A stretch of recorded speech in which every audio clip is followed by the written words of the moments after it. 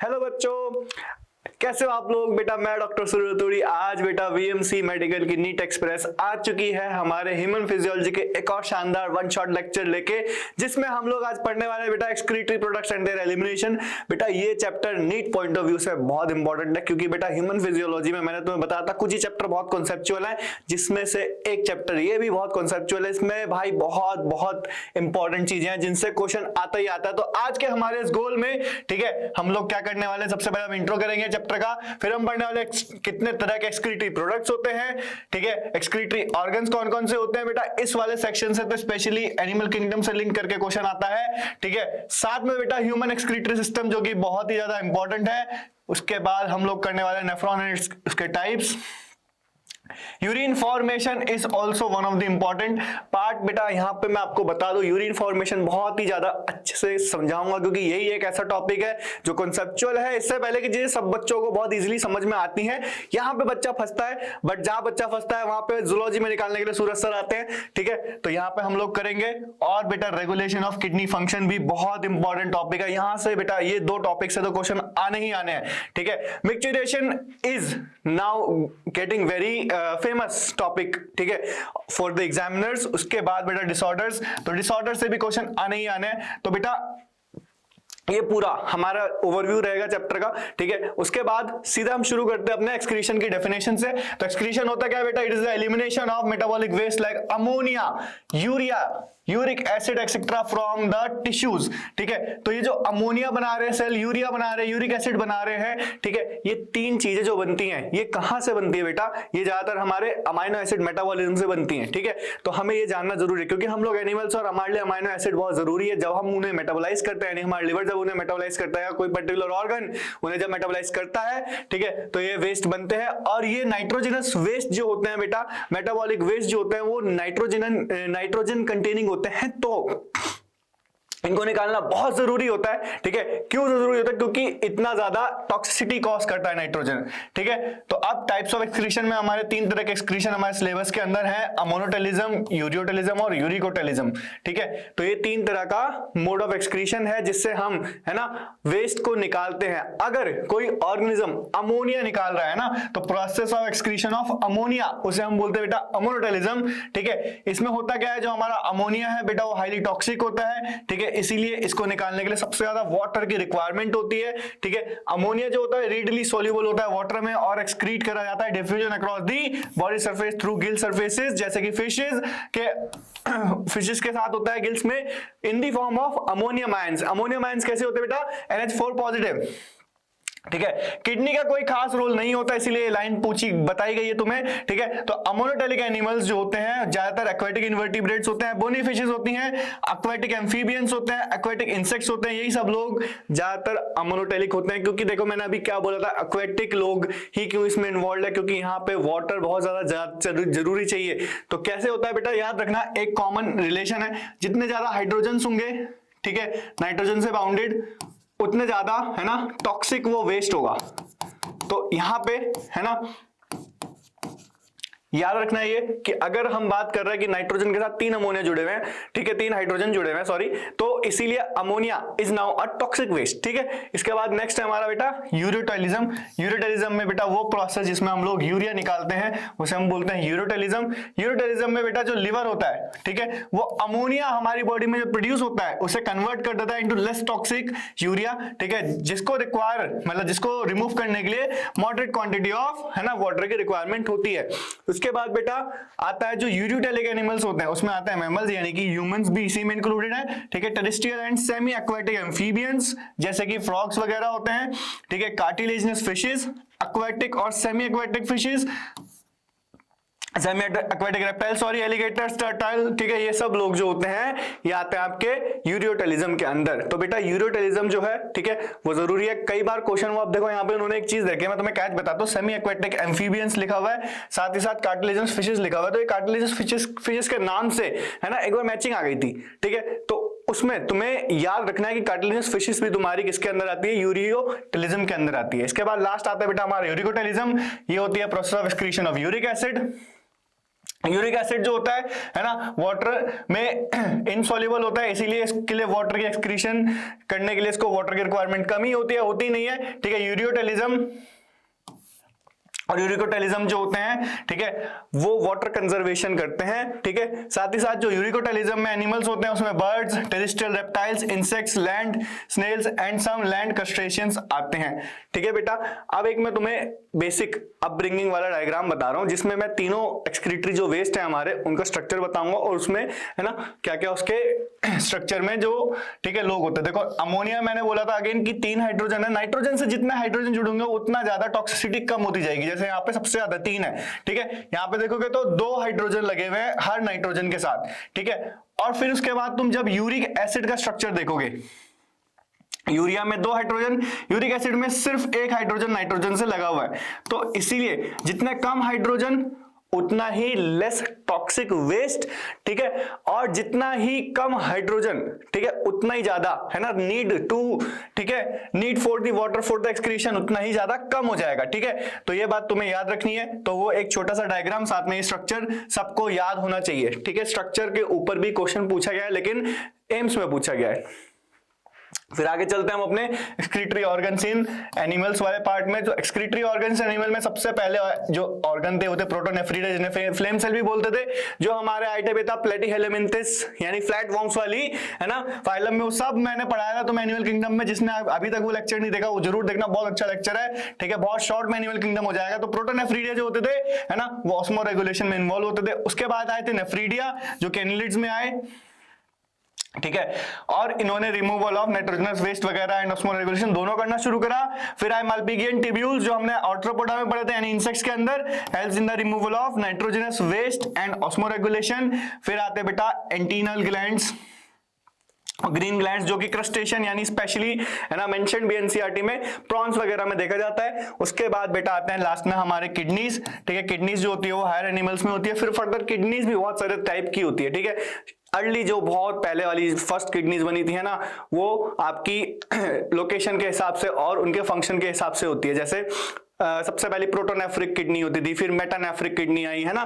तो ये सब चीजें हैं जो कि अब सिलेबस में नहीं है तुम लोगों के, बट तुम्हें याद रखना है कि किसमें कौन से है ना एक्सक्रीटरी ऑर्गन्स हैं। नाउ ह्यूमन एक्सक्रीटरी सिस्टम, ठीक है, बहुत इंपॉर्टेंट टाइप है, पार्ट है, यहां से बहुत सारी चीजें पूछी जाती हैं। सबसे पहले आते हैं हम है ना, it includes a pair of kidneys, a pair of है ना ureters, urinary bladder and a urethra. अब इस डायग्राम को देखोगे ध्यान से तुम्हें दिखेगा कि जो हमारी किडनीज हैं उसमें हमें देख रहा है एक पेयर ऑफ किडनीज दिख रही है, ठीक है, 1 पेयर ऑफ यूरेटर दिख रहे हैं जो किडनी से निकल रहे हैं ये रे, ठीक है, 1 यूरेथ्रा दिख रही है सिंगल, ठीक है, और एक यूरिनरी ब्लैडर दिख रही है, ठीक है। ये ब्लैडर हो गई हमारी यूरिनरी ब्लैडर और ये हो गई हमारी यूरेथ्रा, ठीक है। तो ये कुछ स्ट्रक्चर्स जो हैं वो हमारे किडनी में प्रेजेंट है। साथ ही साथ इसके बाद तुम्हें देखने को मिल रही होगी एक डिसेंडिंग है ना एओर्टा, जिसे रीनल आर्टरी भी बता रखा है, डिसेंडिंग एओर्टा का पार्ट है, ठीक है। उसके बाद तुम्हारी इंफीरियर वेना कैवा जो यहाँ से मेन वेना जो ये सारा वेस्ट लेके है ना यहाँ से निकलेगी बाहर। फिर उसके बाद बात करते हैं स्ट्रक्चर की। तो जो किडनीज होती है वो रेडिश ब्राउन बीन शेप होती हैं, ठीक है। कहाँ सिचुएटेड होती है? In the level of last thoracic vertebra and third lumbar vertebra. तो T12 से L3 के बीच में प्रेजेंट होती है। ये क्वेश्चन भी पूछा गया है नीट के अंदर, ठीक है। उसके बाद बेटा वेट कितना होता है, लेंथ कितना होता है, तो जो इसके डायमीटर डायमेंशन है सबसे पहले 10 से 12 सेंटीमीटर इसकी लेंथ होती है, 5 से 7 सेंटीमीटर वेट होती है और 2 से 3 सेंटीमीटर थिक होती है। एवरेज वेट जो होता है किडनी का वो 120 से 170 ग्राम्स होता है। फिर उसके बाद it is enclosed in a tough 3 layered fibrous, ठीक है, रीनल कैप्सूल। उसके बाद on the concave side of the kidney there is an opening जिसे हम हाइलम बोलते हैं, ठीक है, जहां से जो ब्लड वेसल्स होती हैं, नर्व्स होती हैं, लिम्फेटिक्स होती हैं, डक्ट्स होती हैं और जो यूरेटर होता है वो एंटर करता है किडनी में, ठीक है। फिर आते बेटा जो हाइलम होता है वो फनल शेप स्ट्रक्चर होता है जिसे जो कैविटी में, ठीक है, जाता है, जिस कैविटी को हम बोलते हैं रीनल पेल्विस, ठीक है। Each kidney has outer cortex and inner medulla, ठीक है। फिर उसके बाद medulla has few conical projections जिन्हें हम मेड्यूलरी पिरामिड्स कहते हैं। इन्हें हम रीनल पिरामिड्स भी बोलते हैं जो कैलिक्स में ओपन होते हैं। तो अब देखो जो कॉर्टेक्स होता है, ठीक है, और जो मेड्यूलरी पिरामिड्स होते हैं उनके बीच में जो रीजन होता है उसे हम बोलते हैं रीनल कॉलम्स या कॉलम्स ऑफ बार्टिनी, ठीक है। ईच किडनी कंसिस्ट ऑफ, यानी कि हर किडनी में कुछ नेफ्रॉन होते हैं जो उसकी स्ट्रक्चरल फंक्शनल यूनिट होती है, जो ऑलमोस्ट कितने होते हैं बेटा 1 मिलियन होते हैं। ठीक है, अब इस डायग्राम को देखोगे तो एनसीईआरटी ने जो भी ये सब डेटा मैं लेके आता हूं ये एनसीईआरटी का होता है, ठीक है, प्रिंसिपली। तो देखो यहां से एक बार तो वो तुम्हें कहां से एंट्री दिलवाएंगे, वो तुम्हें एंट्री दिलवा रहे हैं यहां से, और एक बार वो तुम्हें यहां से एंट्री दिलवा रहे हैं। ठीक है, तो देखो सबसे पहले वो बोल रहे हैं कि ये जो हाइलम होता है ये, ठीक है, this region is known as your hilum.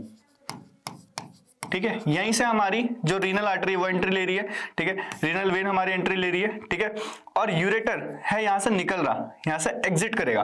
ठीक है, जो हाइलम होता है हमारा, जहां से रीनल आर्टरी वेन और रीनल यूरेटर निकल रहे हैं, ये लीड करता है into a structure called as renal pelvis. ये वाला स्ट्रक्चर जो है हमारा रीनल पेल्विस है।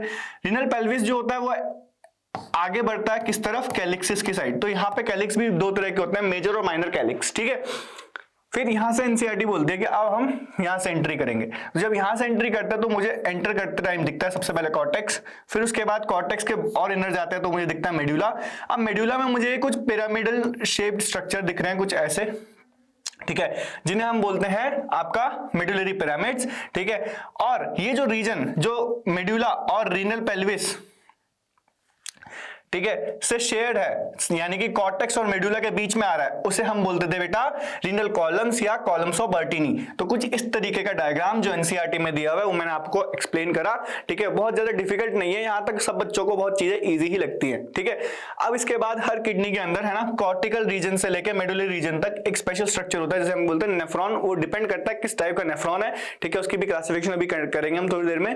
ठीक है, तो जो नेफ्रॉन होता है बेटा वही हमारी किडनी की स्ट्रक्चरल एंड फंक्शनल यूनिट होती है। ठीक है, जो कि बेसिकली रीनल ट्यूब्यूल ही है एक तरह से।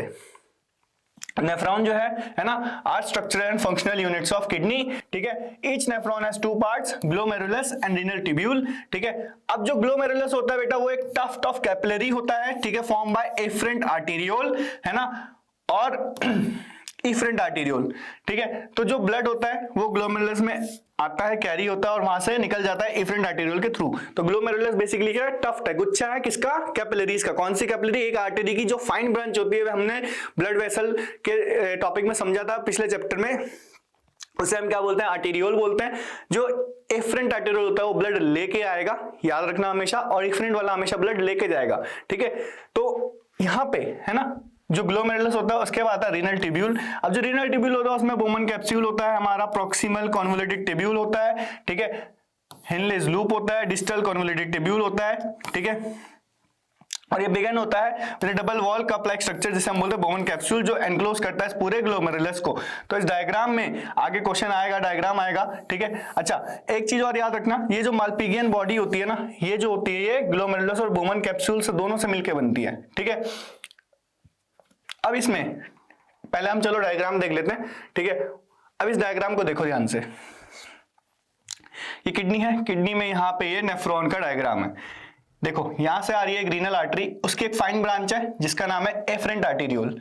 ठीक है, ये एफरेंट आर्टेरियोल यहाँ पे एक टफ्ट बनाएगी, गुच्छा बनाएगी। ठीक है, और यहाँ से फिर इफरेंट आर्टेरियोल की फॉर्म में निकल जाएगी। ठीक है, ये वाला रीजन यहां से, ये यहां से लेके आपका पूरा कंटिन्यूस ट्यूब्यूल वो है हमारा पूरा का पूरा नेफ्रॉन। ठीक है, तो नेफ्रॉन में जो ट्यूबुलर पार्ट है उसमें आगा आपका Bowman capsule, proximal convoluted tubule. ठीक है, बोमन कैप्सूल आपका प्रॉक्सिमल कॉन्वोल्यूटेड ट्यूब्यूल, आपका डीसीटी यानी डिस्टल कॉन्वोल्यूटेड ट्यूब्यूल, आपका loop of Henle. Loop of Henle भी बेटा डिसेंडिंग और असेंडिंग दो सेगमेंट्स होते हैं। ठीक है, और फिर आगे आपका जो डीसीटी होता है ओपन होता है इनटू द कलेक्टिंग ट्यूब्यूल।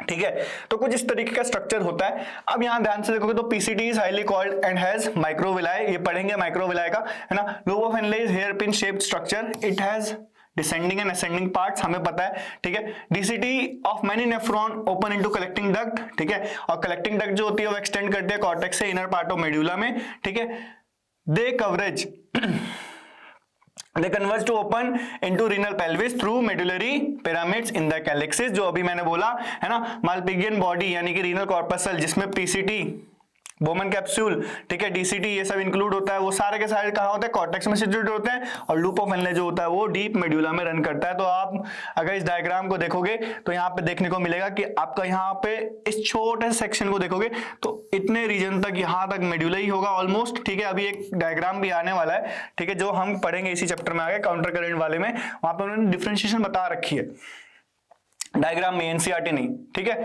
फिर उसके बाद बेटा आपका जो इफरेंट आर्टेरियोल होता है ना, वो एमर्ज होता है ग्लोमेरुलस से और एक फाइन कैपिलरी नेटवर्क बनाते हैं, इसे हम बोलते हैं बेटा पेरिट्यूबुलर कैपिलरीज, जो कि रीनल है ना ट्यूब्यूल की ही है ना आसपास होती हैं। तो देखोगे यहां से, तो इफरेंट आर्टेरियोल जैसे यहां से निकला तो उसने पीसीटी और डीसीटी के साथ मिलके एक फाइन ब्रांच ऑफ है ना कैपिलरी बनाया, ठीक है। ये जो कैपिलरी का फाइन ब्रांच है, इसी के थ्रू बेटा सब कुछ आपका फाइनली अच्छे से रीअब्सॉर्ब होने वाला है, जो इसका फंक्शन है, ठीक है। अब नेफ्रॉन जो होते हैं वो दो टाइप के होते हैं हमारे, कॉर्टिकल नेफ्रॉन जो ऑलमोस्ट 85% होता है ह्यूमंस के पास, फिर आते हैं जक्स्टा मेडुलरी नेफ्रॉन जो कि 15% होता है। कॉर्टिकल नेफ्रॉन जो होता है उसमें जो लूप ऑफ हेनले होता है बेटा वो बहुत ही ज्यादा शॉर्ट होता है और मेडुला में थोड़ा सा ही डिप करता है, ज्यादा डिप नहीं करता, ठीक है। इसमें वासरेक्टा कम होती है, अभी बहुत ही ज्यादा रिड्यूस होती है। लेकिन जो जक्स्टा मेडुलरी नेफ्रॉन होते हैं, ठीक है, ये लूप ऑफ हेनले इनका बहुत बड़ा होता है और बहुत डीप मेडुला के रन करता है, इन्हीं में वासरेक्टा प्रेजेंट होती है,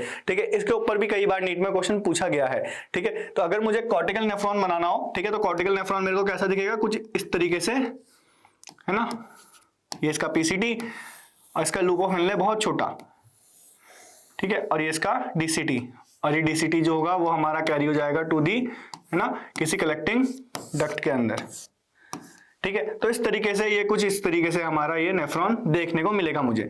बट अगर मेरे को बनाना होगा बेटा कौन सा? जक्स्टा मेडुलरी नेफ्रॉन, तो उसमें बहुत ही ज्यादा लंबा लूप ऑफ हेनले होगा, इस डायग्राम में आप देख सकते हैं, ठीक है। तो यहाँ पे कुछ इस तरीके से इसका पीसीटी होगा सुपर कॉइल, ठीक है।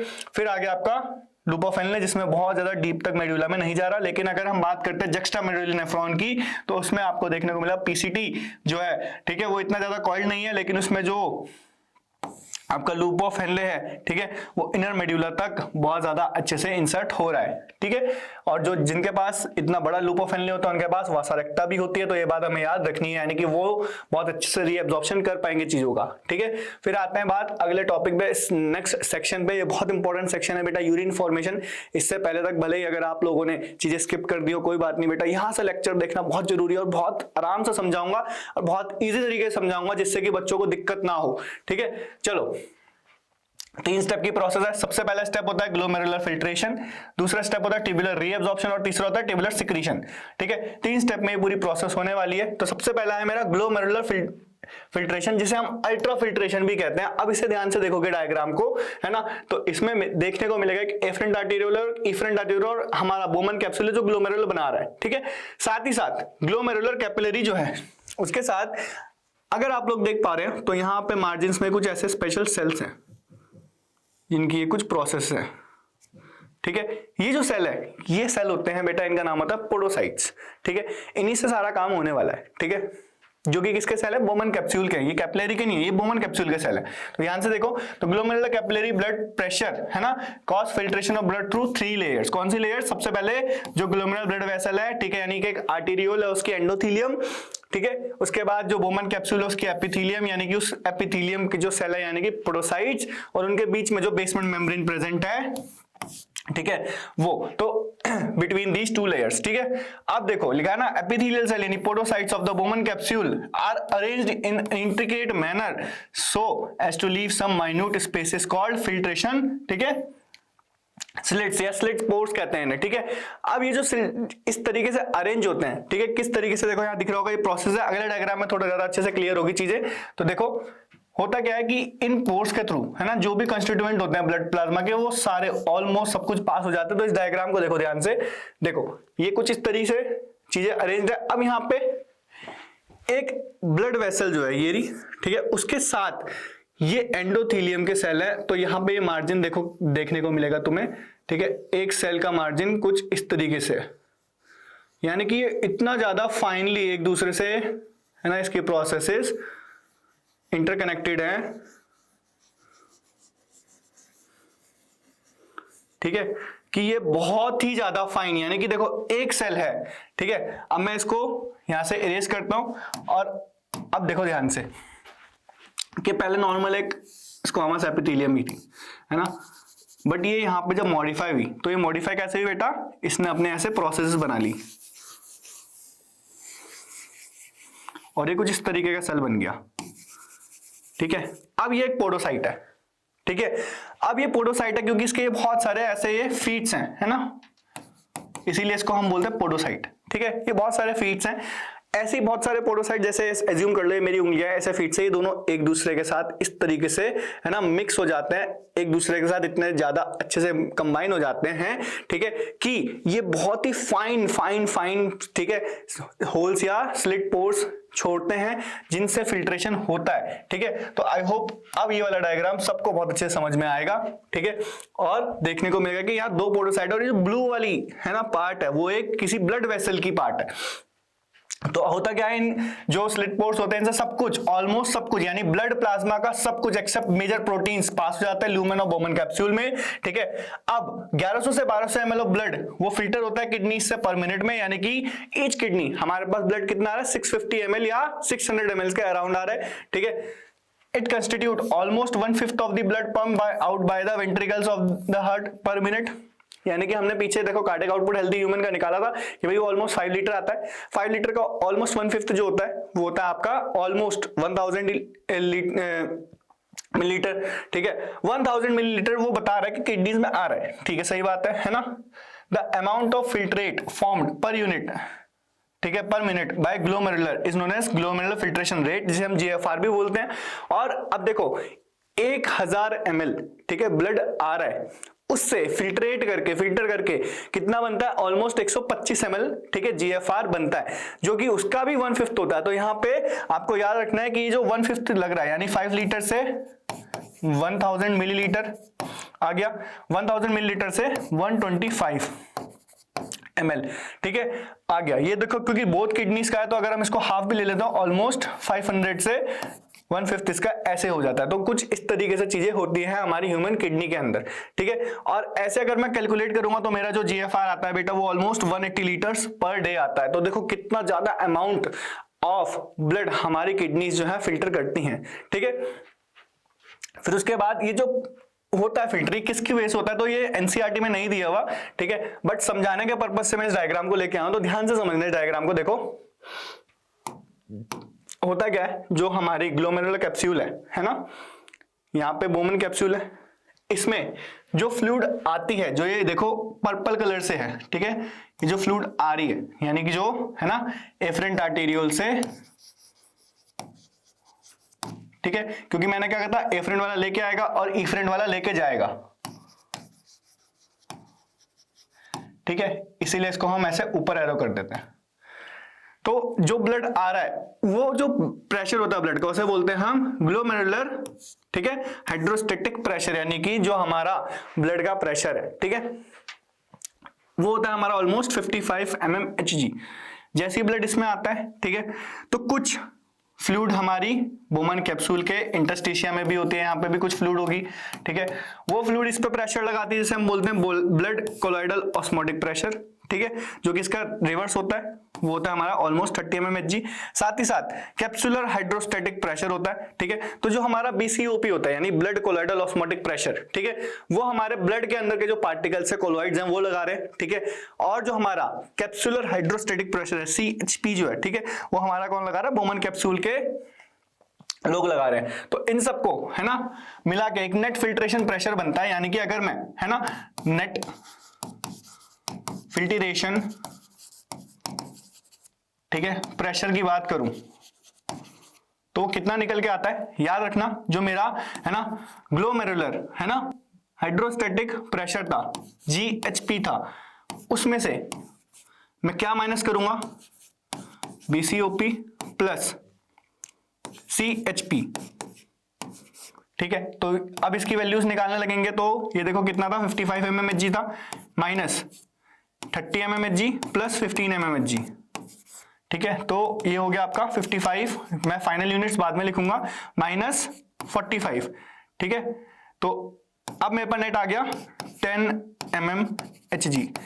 अब ये जो बेटा नेट एक फिल्ट्रेशन प्रेशर है 10 mmHg, इस नेट फिल्ट्रेशन प्रेशर की वजह से ही ये जो प्रेशर है इसकी वजह से ये जो आगे जाएगा, ये जो ब्लैक वाला आगे जा रहा है, यानी कि अब ये पीसीटी में जाएगा, यानी कि इसकी वजह से अगर ये ग्रेडियंट ही नहीं बनेगा तो कभी भी फिल्ट्रेशन नहीं होगा।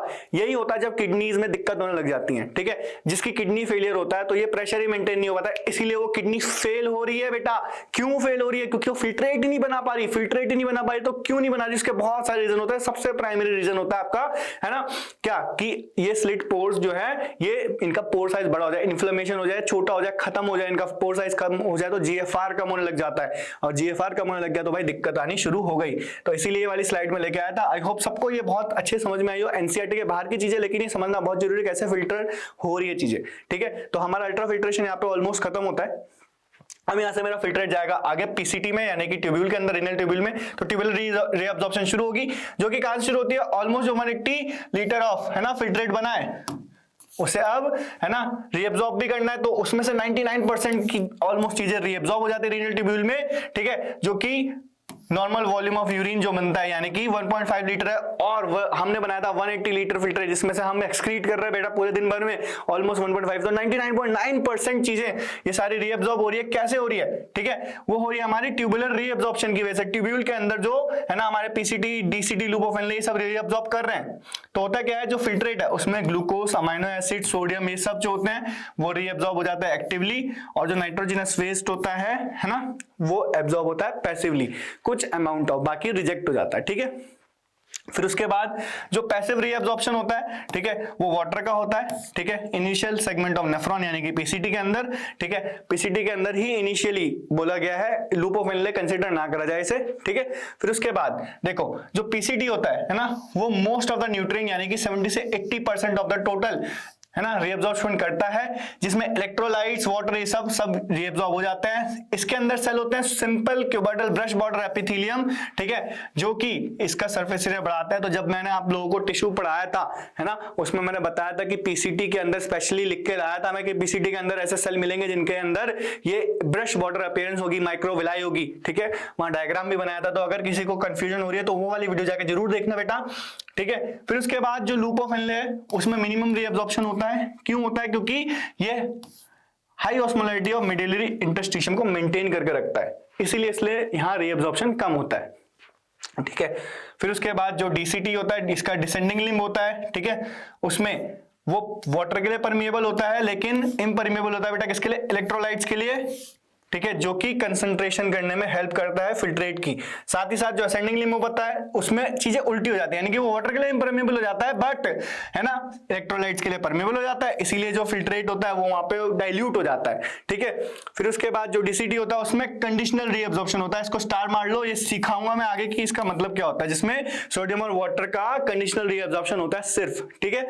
फिर उसके बाद जो कलेक्टिंग डक्ट होती है वो कॉर्टेक्स से इनर मेडुला के पार्ट्स तक जाती है, तो इसीलिए, है ना, लार्ज अमाउंट ऑफ वाटर और यूरिन को कंसंट्रेट करने में भी ये बहुत बड़ा रोल प्ले करती है, ठीक है। उसके बाद बेटा, है ना, जो हमारे स्मॉल अमाउंट्स ऑफ यूरिया है, ठीक है, वो भी यहां से रिसीव होके वापस से मिडिलरी इंटरस्टिशियम में डाल दिया जाता है, सो दैट ऑस्मोलैरिटी मेंटेन रहे। अब थोड़ा सा ना कंसेप्चुअल चीज है, उसे समझेंगे, ठीक है। उससे पहले एक बार मैं ट्यूबुलर इस नेफ्रॉन के डायग्राम में आके मैं तुम्हें वो कंसेप्चुअल चीज समझाता हूं। हमारे पास नेफ्रॉन का डायग्राम है यहां पे, अब समझो ध्यान से, ठीक है। जो भी फिल्ट्रेट था उसमें इनिशियल सेगमेंट यानी बोमन कैप्सूल से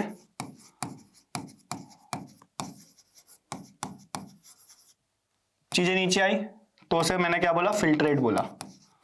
अभी वो यूरिन नहीं बना है, ठीक है, वो आया कहां? पीसीटी के अंदर, ठीक है। क्योंकि जो बोमन कैप्सूल होता है उसमें मैंने कहा कि भाई ब्लड प्लाज्मा, है ना, के बराबर की चीजें ऑलमोस्ट निकल आती हैं, ठीक है। तो वहां पे ऑस्मोलैरिटी जो ब्लड प्लाज्मा की है, ठीक है, वो होती है ऑलमोस्ट 300 मिली ऑस्मोल। कितनी होती है? 300 मिली ऑस्मोल, ठीक है। उतनी ऑस्मोलैरिटी से चीजें आती है। बट अब जैसे पीसीटी आता है, पीसीटी में सब कुछ रीअब्जॉर्ब होने की वजह से, है ना, पीसीटी में सब कुछ रीअब्जॉर्ब होने की वजह से, है ना, जो ऑस्मोलैरिटी होती है, यानी कि ऑस्मोलैरिटी का मतलब क्या है? कंसंट्रेशन किसकी, यहाँ सोल्यूट की, है ना, वो कम होती है, वाटर की ज्यादा होती है, इसलिए ऑस्मोलैरिटी कम है। जिस दिन ऑस्मोलैरिटी ज्यादा है, यानी कि अगर किसी की ऑस्मोलैरिटी ज्यादा है तो उसका मतलब उसके अंदर सोल्यूट के कंसंट्रेशन पर यूनिट वॉल्यूम ज्यादा है, ठीक है। तो यहाँ पे पीसीटी में ये ऑस्मोलैरिटी थोड़ी सी बढ़ती है, कहां तक बढ़ती है, ऑलमोस्ट 300 से, है ना, 400 बढ़ती है। मतलब कि ज्यादातर वाटर, है ना, लिखा हुआ है एनसीईआरटी में, अभी मैंने पढ़ाया भी, है ना, कि भाई पीसीटी में वाटर और इलेक्ट्रोलाइट ज्यादा अच्छे से रीअब्सॉर्ब होते हैं, ठीक है, थोड़ी सी बढ़ती, ज्यादा नहीं बढ़ती। लेकिन जैसे ही वो descending loop of Henle DLOH के अंदर आता है, यहां पे मैंने बोला कि जो डिसेंडिंग वाला होता है उसमें सिर्फ क्या निकलता है, उसमें सिर्फ वाटर निकलता है, सॉल्ट नहीं निकलता। अब वाटर निकलने लग गया तो सॉल्ट की कंसेंट्रेशन, सॉल्ट उतना का उतना ही था, लेकिन अब क्योंकि वॉल्यूम कम हो रहा है तो सॉल्ट की कंसेंट्रेशन पर यूनिट वॉल्यूम बढ़ रही है, वही ऑस्मोलैरिटी है। तो डीसीटी जो इसका DLOH है, यानी कि डिसेंडिंग लिम्ब ऑफ हेनले, इसमें नीचे जाते जाते जो सोल्यूट होता है मेरा, क्या होता है, कोई क्या होने लग जाता है, कंसंट्रेट होने लग जाता है, ठीक है, कंसंट्रेट होने लग जाता है, इसीलिए जो अब फिल्ट्रेट है वो कंसंट्रेट हो गया है, ठीक है। फिर उसके बाद जैसे ये असेंडिंग लूप ऑफ हेनले में आता है, ठीक है, यानी कि देखो यहां से वाटर वाटर निकल जाएगा। अभी एक डायग्राम भी है हमारे पास, वो भी मैं बताऊंगा। जैसे ये यहां से घूम के आता है ऊपर, है ना, तो अब यहां सॉल्ट रीअब्सॉर्ब करा जाता है, जिसकी वजह से अब जो ये कंसंट्रेट हुआ था, यानी कि ये कैसा होने लग गया था, हाइपरटोनिक होने लग गया था, ठीक है, हाइपरटोनिक होने लग गया था। अब ये यहां से डाइल्यूट होएगा। क्यों होएगा डाइल्यूट, क्योंकि अब मैं यहां से सॉल्ट को रीअब्सॉर्ब कर रहा हूं, वॉल्यूम उतना ही है लेकिन सॉल्ट रीअब्सॉर्ब हो रहा है, तो ऑब्वियसली सॉल्ट की कंसंट्रेशन कम हो रही है और ऑस्मोलैरिटी क्या हो रही है, अब ऑस्मोलैरिटी भी कम हो रही है। यहां पे बढ़ गई थी लेकिन अब ये कम होने लग गई, ठीक है। जब ये डाइल्यूट होने लग जाएगा तो ये हाइपोटोनिक हो जाएगा। अब आते हैं, हमारी बात करते हैं हम डीसीटी पे। जैसे हम डीसीटी में आते हैं, ठीक है, डीसीटी में आते ही जो सोल्यूट है, ठीक है, वो ऑलमोस्ट 500 या 600 के अराउंड मिली ऑस्मोल में होता है, यानी कि उसमें कंसंट्रेशन थोड़ी सी हाई होती है लेकिन इतनी ज्यादा नहीं होती। डीसीटी में कंडीशनल रीअब्सॉर्प्शन होता है। कंडीशनल रीअब्सॉर्प्शन किसका होता है, सोडियम का और वाटर का, डिपेंड करता है कि कैसे मेरी बॉडी फ्लूइड चल रही है, ठीक है। तो अगर डीसीटी से बहुत ज्यादा सोडियम एब्जॉर्ब हो गया, रीअब्जॉर्ब हो गया, ठीक है, तो बहुत ज्यादा सोडियम जब रीअब्जॉर्ब होने लग जाता है तो ये ऑस्मोलैरिटी बहुत लो हो जाती है। कितनी हो जाती है, वो ब्लड वॉल्यूम से भी, है ना, जो बॉडी फ्लूइड्स की जो हमारी ऑस्मोलैरिटी उससे भी कम होने लग जाती है, ठीक है। तो इसीलिए डीसीटी में ये ऑस्मोलैरिटी 300 या कुछ कुछ केसेस में 200 मिली ऑस्मोल भी चली जाती है, ठीक है, जिसकी वजह से डीसीटी में कंडीशनल रीअब्सॉर्प्शन होता है। अब कंडीशनल रीअब्सॉर्प्शन का मतलब क्या होता है कि किसी चीज के ऊपर डिपेंड करेगा। वो किसके ऊपर डिपेंड करेगा, जब मैं रेगुलेशन पढ़ाऊंगा तो मैं इसी में, ठीक है, आगे तब पता चलेगा तुम्हें। तो यहां तक समझ में आ गया, तो आगे देखते हैं, ठीक है। जो हम प्रोसीड कर रहे थे कि भाई कुछ इस तरीके से हमने यहाँ पे पढ़ ली थी चीजें। अब ट्यूबुलर सिक्रीशन, तो होता क्या है कि जो डायग्राम एनसीईआरटी में दिया इसका तुम्हारा, तो यहां देखोगे तो देखो जैसे हम आ रहे हैं, यहां से आगे बढ़ रहे हैं, तो ये जो एरो ऊपर चल रहे हैं वो हमारे चल रहे हैं किसके, रीअब्सॉर्प्शन के। तो पीसीटी में देखने को मिलेगा आपको कि पीसीटी के अराउंड ऑलमोस्ट सब कुछ, hydrogen carbonate, NaCl, water, nutrients के प्लस सब कुछ निकल जा रहा है। जैसे डीसीटी में जा रहे हैं सिर्फ आपका, यानी कि जैसे towards the DCT, descending loop of Henle की तरफ जा रहे हैं, सिर्फ वाटर निकल रहा है। और जैसे हम और ऊपर आ रहे हैं तो यहां से सिर्फ आपका सॉल्ट निकल रहा है, ठीक है। तो यहां पे थोड़ा सा डार्क कम है और यहाँ डार्क ज्यादा है, तो यहाँ पे यही बता रहे हैं कि यहाँ पे जो ऑस्मोलैरिटी है वो ऑस्मोलैरिटी लो है और यहाँ हाई है। कलर ग्रेडियंट भी समझो, ऑस्मोलैरिटी हाई है कहां, मेड्यूला में, ठीक है। और जैसे डीसीटी में आते हैं तो वहां सिर्फ क्या रीअब्सॉर्ब हो रहा है, देखो, है ना, NaCl, वाटर और हाइड्रोजन कार्बोनेट। साथ ही साथ क्योंकि ये इतनी सारी चीजें रीअब्सॉर्ब हो रही हैं तो हमारे ट्यूब्यूल्स जो होते हैं यूरिन की, ठीक है, जो कंसंट्रेशन से मेंटेन करने के, क्योंकि देखो अगर ज्यादा एसिडिक यूरिन मैंने आगे भेज दी तो वो यूरेटर और यूरिनरी ब्लैडर के सेल्स को डैमेज कर सकती है। तो मुझे कुछ इस तरीके से यूरिन को भेजना होता है कि वो बहुत ज्यादा डैमेज भी क्रिएट ना करे और उसका पीएच बहुत ज्यादा एसिडिक भी ना हो, ठीक है। क्योंकि देखो हम लोगों को पता है, सब लोग केमिस्ट्री पढ़ के आते हैं, अगर किसी सॉल्यूशन के अंदर, है ना, इलेक्ट्रोलाइट्स बढ़ जाएंगे तो उस सॉल्यूशन का, है ना, क्या होगा, एसिडिटी भी बढ़ जाएगी, ठीक है। ये तुम्हें पता होना चाहिए क्योंकि इलेक्ट्रोलाइट से पॉजिटिव चार्ज होते हैं एसिडिटी के लिए, है ना, आगे रोल प्ले करते हैं। तो इसीलिए जो सेल्स ऑफ पीसीटी और डीसीटी है वो इस आयनिक बैलेंस को, यानी सोडियम पोटेशियम के बैलेंस को, एसिड बेस बैलेंस को, है ना, पीएच को मेंटेन करते हैं बॉडी फ्लूइड्स के, कैसे, सेलेक्टिव सिक्रीशन ऑफ H+ करके, ठीक है, यानी बॉडी से निकाल के ये सब करते हैं, ठीक है। तो होता क्या है कि इस फिल्ट्रेट में डाल देते हैं और फिर बाद में उससे रीअब्सॉर्ब भी कर लेते हैं। तो देखो H+ और अमोनिया पीसीटी से जा रहा है किसके अंदर, फिल्ट्रेट के अंदर जा रहा है, ठीक है। अब K प्लस और H प्लस जा रहा है कहाँ, वापस से फिल्ट्रेट के अंदर जा रहा है, ठीक है। तो ये जा कहाँ रहा है, ये बॉडी से रीअब्सॉर्ब, यानी कि जो एक हमने फाइन ब्रांच पढ़ी थी पेरिट्यूबुलर कैपिलरी की, वहां से खींचा जाता है, वासा रेक्टा से खींचा जाता है और उसे वापस से डाल दिया जाता है कहाँ पे, है ना, इस फिल्ट्रेट के अंदर।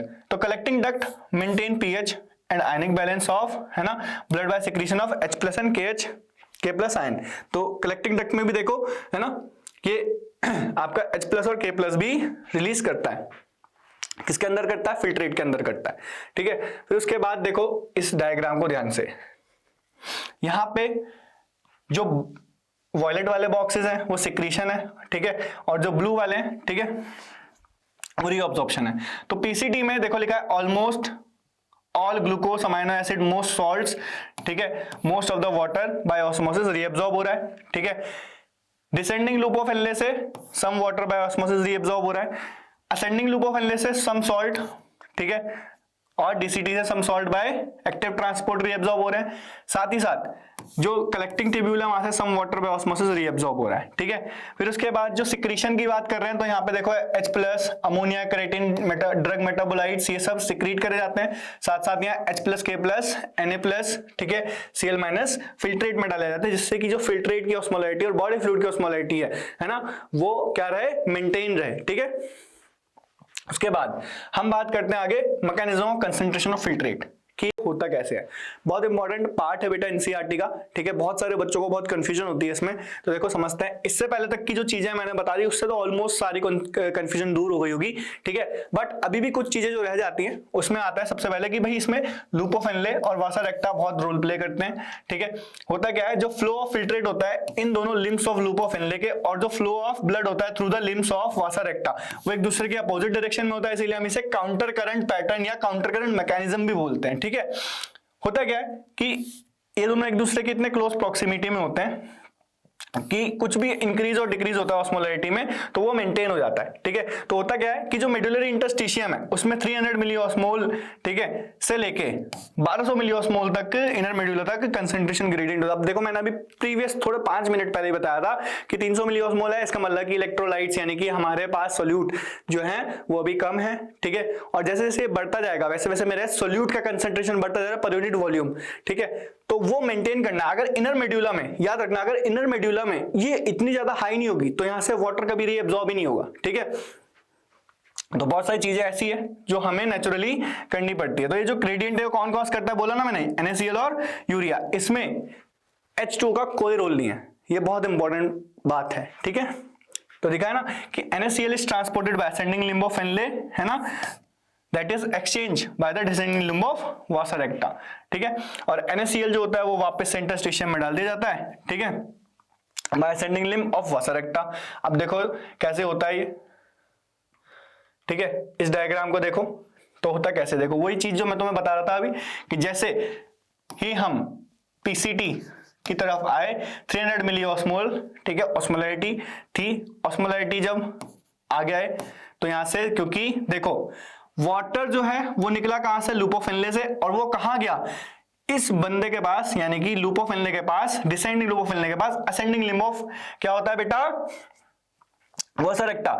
तो यहां से वाटर कहां चले गया, इसमें चले गया, ठीक है। और देखो मैं जाने वाले को किसी अलग कलर से निकालता हूं और आने वाले को किसी, तो जाने वाले को हम ग्रीन कलर से करते हैं, ठीक है। तो वाटर यहां से निकला और गया कहां, इधर, और जब इधर गया तो ये जो मूवमेंट था अपर की साइड था यानी कि बाहर की तरफ था, तो इसीलिए, है ना, जो ऑस्मोलैरिटी है किसकी, जो बॉडी फ्लूइड है, यानी कि जो ब्लड जा रहा है बॉडी में वापस, है ना, इफरेंट आर्टेरियल से ब्लड जाएगा कहां, किसी वेन में, उसमें ऑस्मोलैरिटी कम होती गई, उसमें ऑस्मोलैरिटी क्या होती गई, कम होती गई, लेकिन मेडुलरी इंटरस्टिशियम में ऑस्मोलैरिटी बढ़ती रही, किसकी, फिल्ट्रेट की, किसकी बढ़ती रही, फिल्ट्रेट की। यही तो बहुत ही शानदार चीज है इस पर्टिकुलर चीज की। और साथ ही साथ जो मेरे स्पेशल, है ना, चीजें थी, यानी कि जो मेरा NaCl था, जो मेरा कहां से असेंडिंग लूप ऑफ एनले से, ठीक है, रीअब्सॉर्ब हुआ, वो कहां जा चले गया, वो चले गया कहां, वासा रेक्टा के डिसेंडिंग लिम्ब में, और डिसेंडिंग लिम्ब में जैसे कि यानी कि यहाँ पे फ्लो कैसा होगा, टुवर्ड्स द मेडुलरी इंटरस्टिशियम, और टुवर्ड्स द मेडुलरी इंटरस्टिशियम होगा तो तभी तो वो वाटर को ले पाएगा जब उसमें सॉल्ट बढ़ेगा, तभी तो डाइल्यूशन होगा, नहीं तो अगर सॉल्ट ही नहीं होगा तो डाइल्यूशन नहीं होगा। और यही केस होते हैं जब किसी पेशेंट की बॉडी के अंदर लो बीपी होता है तो उसे इलेक्ट्रोलाइट पिलाए जाते हैं। इलेक्ट्रोलाइट पिलाने की वजह से जो मेडुलरी इंटरस्टिशियम और बॉडी फ्लूइड के अंदर जो इलेक्ट्रोलाइट की कंसंट्रेशन होती है मेंटेन रहती है, जिसकी वजह से दिक्कत नहीं होती। और यही इलेक्ट्रोलाइट, यही सोडियम और यही पोटेशियम और यही सब हमारे ह्यूमन बॉडी के फंक्शनिंग के लिए बहुत जरूरी है। बट अगर इनकी कंसंट्रेशन ज्यादा हो जाती है तो और ज्यादा दिक्कत भी होने लग जाती है। ये सब चीजें आप लोग सीखोगे जब आप मेडिकल में आओगे, बहुत छोटी छोटी बेसिक चीजें हैं, ठीक है, जो बच्चों को बहुत डिफिकल्ट लगती है बेटा, बट यही सोचो कि यहां से ये बेसिक चीजें शुरू होती है मेडिकल में, ठीक है। तो ये सब चीजें आपको याद रहनी चाहिए। मैंने बहुत ज्यादा अच्छे सिंप्लीफाइड तरीके से तुम लोगों को समझाने की कोशिश करी है, ठीक है। फिर उसके बाद देखो डीसीटी में जो मैं चीज बोल रहा था तुमसे कि क्योंकि इतना ज्यादा सॉल्ट रीअब्सॉर्ब हो जाता है कि उसके, है ना, डीसीटी में जो कंसंट्रेशन होती है ऑलमोस्ट बॉडी फ्लूइड से भी कम हो जाती है। तो ये चीजें भी क्वेश्चन में पूछी गई कि ऐसा कौन सा सेगमेंट है, ठीक है, नेफ्रॉन का ऐसा कौन सा रीजन है नेफ्रॉन का जहां पे जो कंसंट्रेशन होती है किसकी, फिल्ट्रेट की, वो बॉडी फ्लूइड से भी ज्यादा कम हो जाती है। तो जो कंसंट्रेशन फिल्ट्रेट की कम हो गई है बॉडी फ्लूइड से, वो होता है डीसीटी, क्योंकि वहां से सिलेक्टिव रीअब्सॉर्प्शन हो रहा है, ठीक है। तो यहां पे देखोगे कि भाई होता क्या है, ऐसे ही है ना। सिमिलरली जो कलेक्टिंग डक्ट होती है हमारी, इससे small amount of urea enter करता है, ठीक है, और इसको वापस से हम मेडुलरी इंटरस्टिशियम से कलेक्टिंग ट्यूब्यूल में डाल भी देते हैं, कोई दिक्कत नहीं है। This transport of substance facilitated bye loop of inland Vasa रेक्टा is called counter current mechanism, और ये ग्रेडियंट बना के रखता है जिससे कि बहुत इजीली जो मेरी जाने वाली फ्लूइड है यानी कि जो ब्लड है, ठीक है, उसमें रीअब्सॉर्प्शन हो जाए वाटर का, ठीक है, और जो आने वाली है उससे सॉल्ट का रीअब्सॉर्प्शन हो जाए, ठीक है। तो human kidney produce urine 4 times concentrated than the initial filtrate form, ठीक है। यहां तक सबको समझ में आ गया होगा। Now moving into the next part, that is और रेगुलेशन ऑफ किडनी फंक्शन। ये भी बहुत इंपॉर्टेंट पार्ट है बेटा, ठीक है, इसको मैंने बहुत फ्रेगमेंटाइज करके पढ़ाऊंगा मैं, ठीक है, जिससे कि आपको बहुत इजी रहे चीजों को समझना।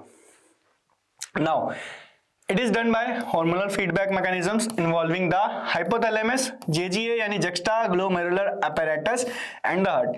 3 तरीके से हम इसे करेंगे। तो होता क्या है कि बॉडी फ्लूइड यानी कि ब्लड का जो वॉल्यूम है उसमें चेंजेस, बॉडी फ्लूइड के वॉल्यूम में चेंजेस या आयनिक कंसंट्रेशन, देखो आ गया ना, के अंदर चेंजेस ऑस्मो रिसेप्टर्स को एक्टिवेट करता है बॉडी के, ठीक है, जिसकी वजह से ये जो आपका है ना रेगुलेशन होता है एक्टिवेट हो जाता है। फिर उसके बाद किस तरीके का रेगुलेशन होगा, एक होता है हमारा बाय एडीएच या फिर वेसोप्रेसिन जिसे ही हम एंटी डायरेटिक हार्मोन भी बोलते हैं।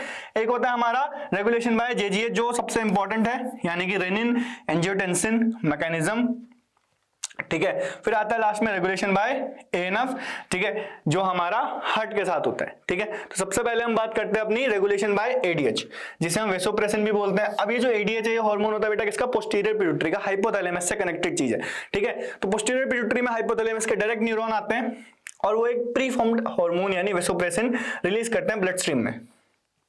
तो होता क्या है कि जब बॉडी फ्लूइड लेवल डिक्रीज होता है यानी कि बॉडी के अंदर वाटर की कमी हो रही है ना, ठीक है, तो ऑस्मो रिसेप्टर स्टिमुलेट होते हैं, ठीक है, और हाइपोथैलेमस एडीएच रिलीज कर देता है किसके अंदर, बॉडी फ्लूइड्स के अंदर। अब ये जब फ्लूइड वापस से रिटर्न करती है कहाँ, नीचे जाती है, ठीक है, और नीचे जाती है कहाँ, ट्यूब्यूल में, किडनीज के पास, तो ये डायूरेसिस को प्रिवेंट करते हैं। अब देखो सबसे पहले बात तुम्हें पता होना चाहिए इस वर्ड का मतलब, यूरेसिस का मतलब होता है loss of water in urine, ठीक है, डायूरेसिस का मतलब होता है prevention of loss of water in urine, ठीक है। तो यूरिन से यानी कि देखो हम कहां से वाटर निकलवा सकते हैं, जहां से निकल रहा है सबसे ज्यादा, तो हमारी यूरिन से ही वाटर रीअब्सॉर्ब करवाओ सबसे पहले, ठीक है। साथ ही साथ क्योंकि हाइपोथैलेमस है वो हमारा थर्स्ट सेंटर भी है, तो हमें थर्स्ट भी लगती है, प्यास भी लगती है, कभी प्यास लगती है ना।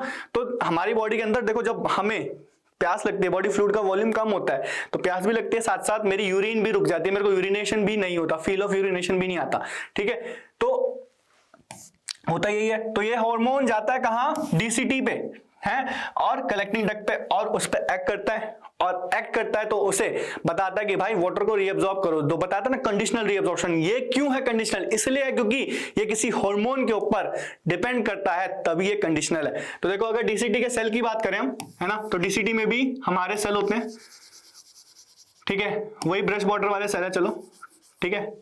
ये जो ब्रश बॉर्डर वाले सेल हैं, इस सेल को पहले अभी हम एज्यूम कर लेते हैं, गोल शेप में एज्यूम कर लेते हैं, ठीक है, थोड़ा सा ज्यादा इजी हो जाएगा समझने का। तो ये मेरा सेल है, ठीक है, ये उसका न्यूक्लियस है, ठीक है। इस सेल की जो प्लाज्मा मेम्ब्रेन है उस पे ही एक रिसेप्टर होगा, ठीक है।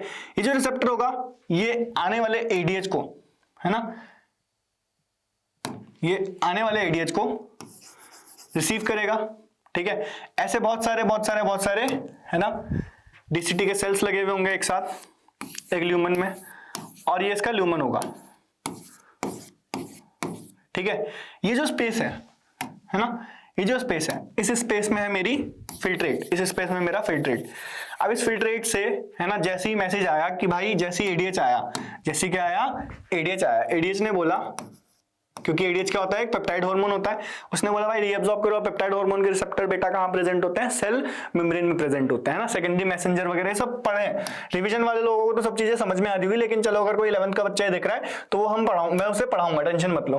तो यहां से ये सिग्नल देता है और वाटर जो होता है अब डीसीटी से खींच लिया जाता है कहां, किसी, है ना, पेरिट्यूबुलर कैपिलरी में, पीटीसी में, पेरिट्यूबुलर कैपिलरी में।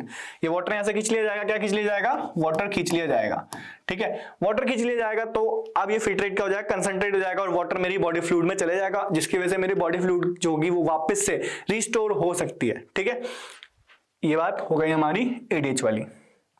नाउ, है ना, an increase in body fluid volume, switch off the osmoreceptors and suppress the ADH release, और कंप्लीट कर देंगे इस फीडबैक को, ठीक है। फिर उसके बाद आता है कि जो एडीएच होता है ना, वो ब्लड वेसल्स को भी कंस्ट्रिक्ट कर देता है, जिसकी वजह से बीपी बढ़ जाता है, ठीक है। अब बीपी बढ़ जाएगा तो फ्लो बढ़ जाएगा, फ्लो बढ़ जाएगा तो इस तरीके से भी हमारा रिस्टोर हो सकता है, ठीक है। तो यानी अगर ब्लड फ्लो बढ़ गया तो ज्यादा amount of body fluid filter होगा, ज्यादा अमाउंट ऑफ फिल्टर होगा तो ज्यादा रीअब्जॉर्प्शन भी होगा, ठीक है। फिर उसके बाद दूसरा आता है मेरा, है ना, रेगुलेशन बाय जेजीए, या जिसे हम रेनिन एंजियोटेंसिन, ठीक है, एल्डोस्टेरोन स्टिमुलेशन या रास मैकेनिज्म भी कहते हैं, ठीक है। देखो ध्यान से इसे, there is a special sensitive region called as juxtaglomerular apparatus यानी JGA formed by cellular modification of DCT and the afferent arteriole in the location of their contact, ठीक है।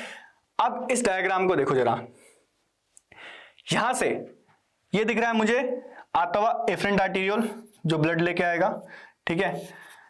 यहां के जो सेल्स हैं, है ना, ये हैं आपके जेजी सेल्स, ठीक है। ये मेरा डीसीटी है, डीसीटी के सेल्स का नाम होता है बेटा मैक्यूलर डेंसा सेल्स, ठीक है। जैसे इसके आसपास का कॉन्टैक्ट रीजन है ये, है ना, यानी कि ये पर्टिकुलर चीज, this is known as your JG apparatus, ठीक है। अगर कलर ज्यादा नहीं दिख रहा हो तो मैं यहां पे ब्लैक कलर से लिख देता हूं। तो जेजी apparatus जो है वो मेरा क्या है, वो मेरा ये रीजन है जो डीसीटी और जेजी सेल्स के बीच का रीजन है, ठीक है।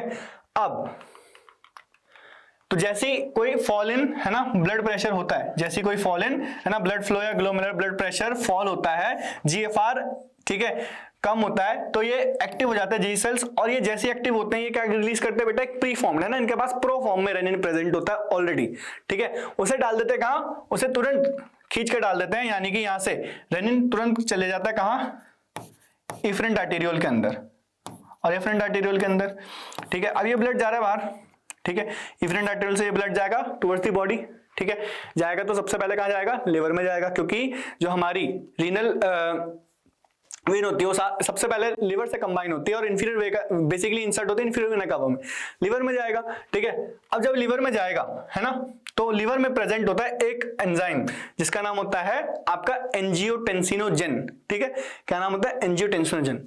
अब ये रेनिन जो होता है ये एंजियोटेंसिनोजन, ठीक है, जो लिवर से ब्लड में आ रहा है उसे कन्वर्ट कर देता है एंजियोटेंसिन 1 के अंदर, और फिर उसके बाद ये एंजियोटेंसिन 1 जो होता है उसे, है ना, जैसे ये ब्लड वापस से ऊपर जाता है और कहां जाता है, लंग्स में जाता है, हार्ट से लंग्स में जाएगा, ठीक है। तो वहां पे लंग्स में प्रोड्यूस हो रहा होता है एक और एंजाइम जिसका नाम होता है एस, है ना, एंजियोटेंसिन कन्वर्टिंग एंजाइम।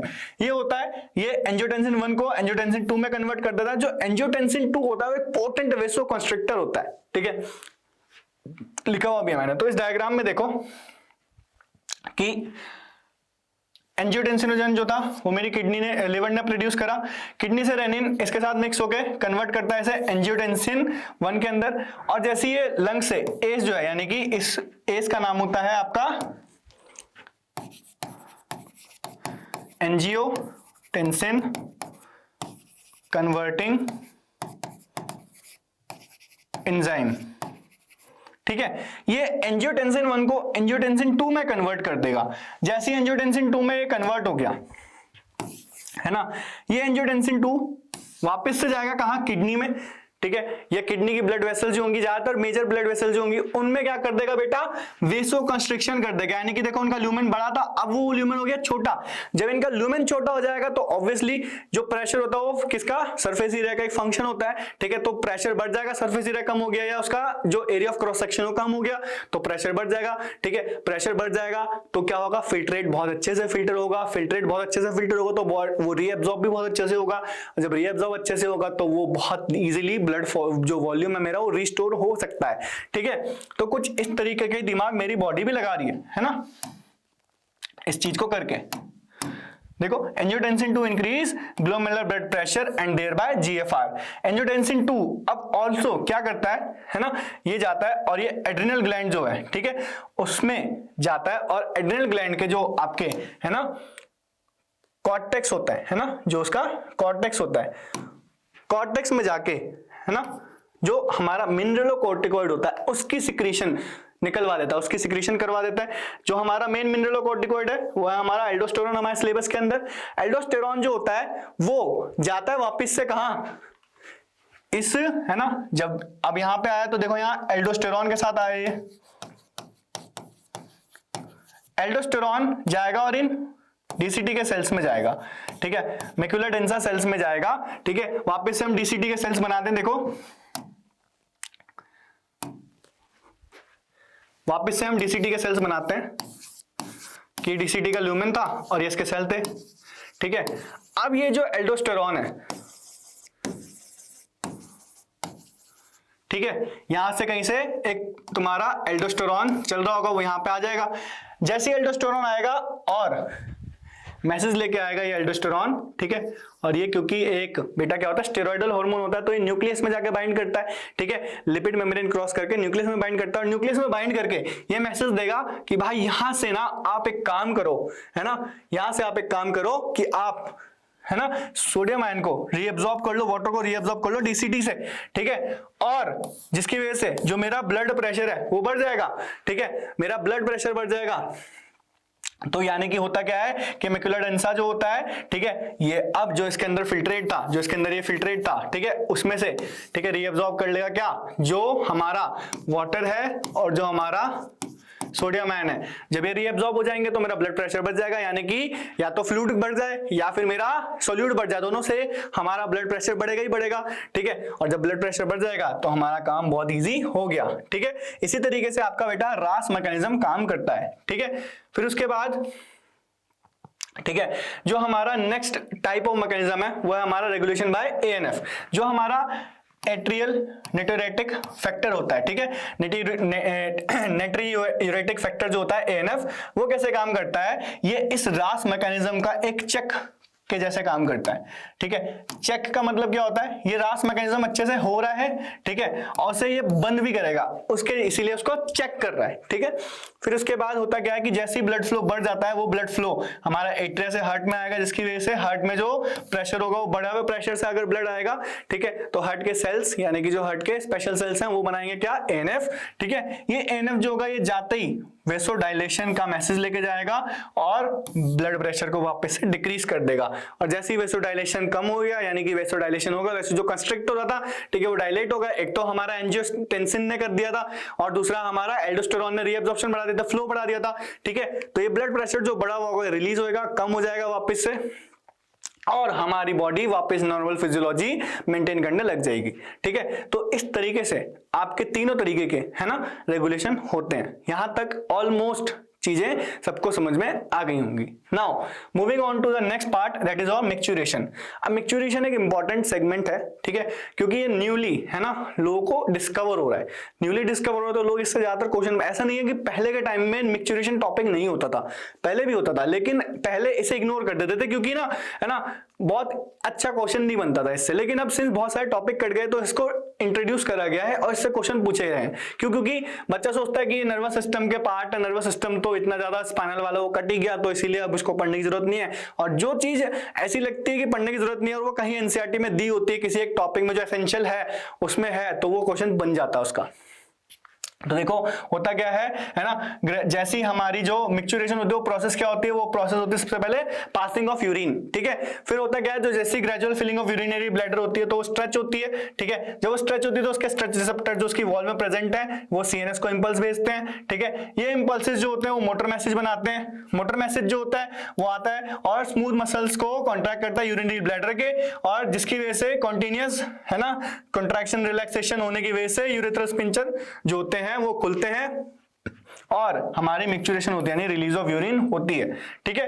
तो ये एक बेसिकली न्यूरल मैकेनिज्म है, ठीक है, इसीलिए हम इसे मिक्सचुरेशन रिफ्लेक्स कहते हैं। तो इसीलिए लोग इसे छोड़ के भी जाते हैं, ठीक है, बट ये जरूरी है भाई, ठीक है। तो एक एडल्ट ह्यूमन जो है 1 से 1.5 लीटर ऑफ यूरिन और 25 से 30 ग्राम ऑफ यूरिया एक दिन में एक्सक्रीट करता है, ठीक है। यूरिन का जो कलर होता है वो कैसा होता है, लाइट येलो कलर्ड होता है, वाटरी फ्लूइड होते हैं, स्लाइटली एसिडिक, पीएच बहुत जरूरी है 6.0, ठीक है। और एक कैरेक्टरिस्टिक ऑर्डर होती है, वो ऑर्डर क्यों होती है, बिकॉज ऑफ यूरिया, ठीक है। फिर उसके बाद वेरियस कंडीशंस होती हैं जो इस कैरेक्टरिस्टिक्स को यूरिन के, ठीक है, चेंज कर सकती हैं। बहुत सारे ड्रग्स होते हैं, है ना, बहुत सारे ऐसी चीजें होती हैं, जैसे अगर आप सपोज करो कि आप विटामिन बी कॉम्प्लेक्स की दवाई खा लो, है ना, या विटामिन कॉम्प्लेक्स खा लो तो आपकी यूरिन का कलर ब्राइट येलो हो जाएगा, ठीक है। या फिर आप अगर बीट रूट खा लो, है ना, नेचुरल चीज, तो आपकी यूरिन के कलर है ना पिंकिश हो जाएगा स्लाइटली। तो ये because of the compounds present in it, ठीक है, जो इस कलर को कॉज कर रहे हैं, ठीक है। फिर उसके बाद यूरिन का ये एनालिसिस जो होता है, ठीक है, वो बहुत सारे मेटाबॉलिक डिसऑर्डर्स के, ठीक है, डिटेक्ट करने में हेल्प करता है और माल फंक्शन ऑफ किडनी को भी डिटेक्ट करने में हेल्प करता है। जैसे कि है ना, अगर प्रेजेंस ऑफ ग्लूकोज है तो उसे हम बोलते हैं बेटा ग्लाइकोसाइरिया, ठीक है। और अगर कीटोन बॉडीज के प्रेजेंट है तो उसे हम क्या बोलते हैं बेटा, कीटोनोरिया, ठीक है, जो कि डायबिटीज मेलाइटस का इंडिकेटिव होता है, ठीक है। फिर उसके बाद एक ये डायग्राम देख लो कि भाई ये जो न्यूरोनल एंडोक्राइन मैकेनिज्म है, ठीक है, सॉरी न्यूरल मैकेनिज्म मिक्सचुरेशन रिफ्लेक्स है, वो कैसे काम करता है। तो मेरी यूरिनरी ब्लैडर फिल हो रही है, यूरेटर से ये यूरिन आ रहा है, ठीक है, तो यहाँ पे फिल होता रहेगा, तो स्ट्रेच रिसेप्टर्स होंगे वो मैसेज भेजेंगे, ठीक है। ये मैसेज जो होगा ये पैरासिम्पैथेटिक नर्व लेके जाएगी कोई, ठीक है, और ये मैसेज जाएगा कहाँ, सीएनएस में। सीएनएस से एक है ना ये सेंसरी मैसेज होगा, यहाँ से एक मोटर मैसेज बन के आएगा जो एनसीईआरटी में भी लिखा हुआ है। और वो मोटर मैसेज जो होगा सबसे पहले यूरिनरी ब्लैडर और हमारे जो यूरेथ्रल स्फिंक्टर है, कौन सा, इंटरनल यूरेथ्रल स्पिंचर, है ना, उस पे जाके एक्ट करेगा, ठीक है। इंटरनल यूरेथ्रल स्पिंचर ओपन होगा और जो यूरिनरी ब्लैडर कॉन्ट्रैक्ट होगी, ठीक है, यानी कि रिलैक्स होएगा और वो कॉन्ट्रैक्ट होगी, जिसकी वजह से है ना जो हमारा सेंसरी सिस्टम है, ठीक है, सोमैटिक मोटर फाइबर जो है, ठीक है, वो हमारे लेके जाएंगे एक्सटर्नल स्फिंक्टर में। तो हम कुछ टाइम तक यूरिन रोक सकते हैं लेकिन एक बहुत लॉन्ग टाइम तक यूरिन नहीं रोक सकते, ठीक है, इसीलिए ये दिक्कत बहुत ज्यादा होती है। समझ में आ गया? तो ऐसे मिक्सचुरेशन होता है, तो इसीलिए ज्यादा टाइम तक यूरिन नहीं रोक सकते। क्यों नहीं रोक सकते? क्योंकि वो भी यानी एक्सटर्नल स्फिंक्टर जो कि हमें लगता है हमारे कंट्रोल में, वो भी बेटा सोमैटिक, ठीक है, हमारे मोटर फाइबर्स के कंट्रोल में है। तो हमारे सोमैटिक मोटर फाइबर जो है, ठीक है, वो एक टाइम तक रोक, क्योंकि सीएनएस से सिग्नल आ रहा है ना, तो एक टाइम तक रोक सकता है, उसके बाद वो है ना ब्लास्ट हो जाता है। और वो सब जो है ना आते रहते हैं मीम्स, वो तो सबको पता ही है, ठीक है। फिर उसके बाद हमारा जो नेक्स्ट और लास्ट टॉपिक है इसका, वो है हमारा, ठीक है, रोल्स ऑफ है ना lungs, liver, skin and excretion. साथ ही साथ हम इसके बाद डिसऑर्डर करेंगे। तो एक छोटा सा टॉपिक एनसीईआरटी में अलग से दिया हुआ है। होता क्या है कि इसमें जो लंग्स हैं वो हमारा CO2 रिमूव करते हैं, कितना 200 ml पर मिनट, क्योंकि CO2 भी हमारे लिए टॉक्सिक होती है, वो मैंने है ना breathing and exchange of gases में समझाया हुआ है। तो do watch that lecture also, है ना, वहां से भी काफी चीज समझ में आएगी। जो हमारा लिवर होता है वो बाइल निकालता है, बाइल के अंदर ये बाइल सॉल्ट्स होते हैं, साथ ही साथ है ना कुछ डिग्रेडेड स्टेरॉइड हार्मोन्स होते हैं, विटामिन होते हैं, ड्रग्स होते हैं, ठीक है, जो कि हमारी यूरिन से ही, डाइजेस्टिव वेस्ट से ही निकल जाते हैं, ठीक है।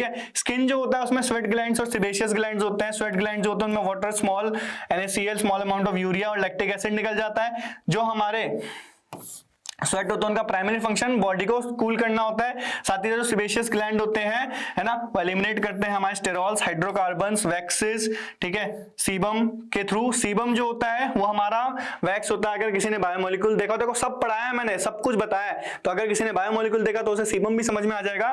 प्रोटेक्टिव ऑयली कवरिंग बनाते हैं स्किन में, ठीक है। साथ ही साथ जो हमारा सलाइवा होता है वो small amount of nitrogenous waste को रिलीज करवाता है, ठीक है। इसके बाद जो नेक्स्ट टॉपिक और लास्ट टॉपिक है हमारा डिसऑर्डर ऑफ एक्सक्रीटरी सिस्टम। अब इसके अंदर भी बहुत सारी दो अलग अलग चीजें हैं। एक तो मेन 3 डिसऑर्डर है हमारे, साथ ही साथ ना एक हीमोडायलिसिस की मैं स्पेशल स्लाइड लेके आया हूं, क्योंकि हीमोडायलिसिस से क्वेश्चन आ रहे हैं बेटा आजकल, तो इसीलिए मैं उसको अलग से लेके आया हूं, सो दैट बच्चों को कंफ्यूजन ना हो, ठीक है। सबसे पहला हमारा यूरेमिया, यानी कि accumulation of urea in blood, जिसकी वजह से किडनी फेलियर हो सकता है। ज्यादा अमाउंट ऑफ यूरिया जो होता है वो मेडुलरी इंटरस्टिशियम में कंफ्यूजन कॉज करता है, जिसकी वजह से वो वहीं रहता है, क्योंकि बॉडी को, है ना, इतना पता यूरिया जरूरी है, कितना ज्यादा जरूरी है वो नहीं पता। अगर ब्लड यूरिया बढ़ गया तो मेडुलरी इंटरस्टिशियम की वजह से बढ़ रहा है, याद रखना ये बात, इसीलिए दिक्कत होती है। साथ में आता है रीनल कैलिकुलाई, ठीक है, जिसे हम किडनी स्टोन्स भी कहते हैं, ठीक है। होते क्या है, इनसॉल्युबल मास होते हैं क्रिस्टलाइज्ड सॉल्ट्स के, ऑक्सलेट्स के, जो कि किडनी के अंदर ही बनते हैं, ठीक है। ज्यादा घातक होते हैं अगर इनका साइज ज्यादा बड़ा हो जाए, छोटे होते हैं तो ये यूरिन से ही पास हो जाते हैं। फिर आता है हमारा लास्ट में ग्लोमेरुलोनेफ्राइटिस, यानी कि इन्फ्लेमेशन ऑफ ग्लोमेरुलाई, यानी कि इस ब्लड वेसल के इन्फ्लेमेशन, जिसकी वजह से प्रेशर चेंजेस बढ़ जाएंगे, प्रेशर चेंजेस बढ़ जाएंगे तो जीएफआर बढ़ जाएगा, तो ये सेल्स जो हैं वो डैमेज हो जाएंगे, ठीक है। फिर उसके बाद नेक्स्ट आता है हमारा ये हीमोडायलिसिस। ये बहुत जरूरी है। देखो होता क्या है हीमोडायलिसिस, पर्सन या पेशेंट विद यूरेमिया, ठीक है, क्योंकि वो यूरिया नहीं निकाल पा रहा तो हम उसके ब्लड से यूरिया निकालते हैं हेमोडायलिसिस करके, ठीक है। तो डायलिसिंग यूनिट यानी कि आर्टिफिशियल किडनी जो होती है उसमें कॉइल्ड सेलोफोन ट्यूब जैसी एक, है ना, सराउंडेड होती है डायलाइजिंग फ्लूइड से। It has the same composition of plasma except the nitrogenous waste. तो ब्लड एक कन्वीनिएंट आर्टरी से निकाला जाता है, डायलाइजिंग यूनिट में डाला जाता है और उसमें एंटीकोगुलेंट डालते हैं हेपेरिन, क्योंकि हेपेरिन हमारे पास नेचुरली प्रेजेंट होता है ब्लड में, है ना, तो जो बाहर निकल रहा है ब्लड उसमें तो नहीं है, तो इसलिए उसमें डाला जाएगा, है ना। A porous cell membrane, cellophane cell membrane of the tube allows the passage of molecules based on the concentration gradient, ठीक है। As nitrogenous waste are absent in dialysing fluid, जो कि, है ना, फ्रीली हमारे ब्लड से निकल के उसमें चले जाता है, क्लीनिंग द ब्लड, है ना। A clear blood is pump back to the body through a vein after adding anti heparin to it, यानी एंटी, ठीक है, नेचुरल कोगुलेंट डाल दिया तो जैसे वो ब्लड में जाएगा तो कोगुलेट ना होने लग जाए, इसीलिए उसमें उसे एंटी कोगुलेंट डाल के वापस से ब्लड में डालते हैं, ठीक है। और कुछ इस तरीके से ये देखो दिखती है, तो ये किसी एक, है ना, लिखा है ना, blood remove for the dialysis, यहां से लिया और ये यहां से गया और यहां पे ये ऐसे एक डायलाइजिंग सेलोफोन ट्यूब लाइक होती है, ठीक है। यहां से गया, इसमें हमने हेपेरिन पंप करा इसके अंदर इंजेक्शन के थ्रू, ठीक है। और उसके बाद ये डायलाइजर है, इसमें क्या होता है, यहां से इसमें हमारा जो वेस्ट है, ठीक है, वो निकल जाएगा और वापस से इसको, है ना, हम डाल देंगे फिल्टर करके बॉडी के अंदर। तो कुछ इस तरीके से हमारी हेमोडायलिसिस की प्रोसेस होती है और ये प्रोसेस बेटा बहुत जरूरी होती है उन लोगों के लिए जिनको यूरेमिया हुआ है, ठीक है। फिर उसके बाद बेटा हमारा लास्ट है किडनी ट्रांसप्लांटेशन, ठीक है। किडनी ट्रांसप्लांटेशन जो है वो होता क्या है कि जब किसी किडनी परमानेंटली डैमेज हो जाती है तो हम उसे किडनी ट्रांसप्लांट देते हैं, ठीक है। तो एक अल्टीमेट मेथड है किसी ऐसे लोग के लिए, इसको, है ना, क्रॉनिक रीनल फेलियर है, इसे एक्यूट की जगह क्रॉनिक कर लो, ठीक है। एक्यूट में तो हम किडनी ट्रांसप्लांट नहीं करेंगे ना बेटा, गलती से टाइप हो गया, कोई दिक्कत नहीं है ना, हम इसे यहां क्रॉनिक कर देते हैं, ठीक है। फिर उसके बाद a functioning kidney is taken from a donor, ठीक है। किडनी ट्रांसप्लांटेशन इज बेटर, कहां से बेटर होता है, जब मैं किसी, है ना, क्लोज रिलेटिव से लेता हूं, सो दैट हमारा रिजेक्शन, ठीक है, by the immune system of host, वो हमने पढ़ा है जब हमने ह्यूमन डिजीज पढ़ी थी, तो टी लिम्फोसाइट जो होता है कैसे, है ना, रिजेक्ट करते हैं ग्राफ को, ठीक है। वो इंपॉर्टेंट है, हमारी सेल मेडिएटेड इम्यूनिटी ही होती है जो इस ग्राफ को रिजेक्ट करती है, तो यहां से भी क्वेश्चन इसलिए पूछा जाता है। तो आई होप सबको यहां तक समझ में आया हो। और बेटा आई होप ये सारा का सारा लेक्चर, ठीक है, थोड़ा सा बड़ा है नॉर्मल लेक्चर से, ठीक है, बट पूरा चैप्टर वन शॉट में मैंने कराने की कोशिश करी है, तो ध्यान से देखना इसे, ठीक है। कोशिश करना कि इसे 1.5 तक देखो, 2.5 मतलब बहुत से बच्चे इतना तेज लेक्चर देखते जल्दी के चक्कर में, जल्दीबाजी में, है ना, नहीं रहना है। जल्दीबाजी में रहोगे तो दिक्कत होगी, थोड़ा कुछ चीजें सीख लो, सीखने वाला चैप्टर है, सीखना। हर चैप्टर के लिए मैं नहीं बोलता कि इसे मतलब कि इस तरह से देखना, उस तरीके से देखना, लेकिन ये चैप्टर सिंस कंसेप्चुअल है, देखना। आई होप सबको अच्छा लगा हो। तब तक के लिए बेटा मिलते हैं आपसे नेक्स्ट किसी लेक्चर में। ठीक है। आई होप सबकी प्रिपरेशन भी बहुत अच्छी चल रही होगी। और बेटा जो आप लोग वीएमसी मेडिकल के चैनल को सपोर्ट कर रहे हो, ठीक है, उन्हें हम लोगों को इतना प्यार मिल रहा है, ठीक है, उसके लिए तो जितने थैंक्स बोले उतने कम है। तो आई होप सबको, ठीक है, यही सपोर्ट मेंटेन करते रहो, ठीक है। और बेटा keep liking, keep commenting the videos. Thank you so much. मिलते हैं आपसे किसी नेक्स्ट वीडियो में।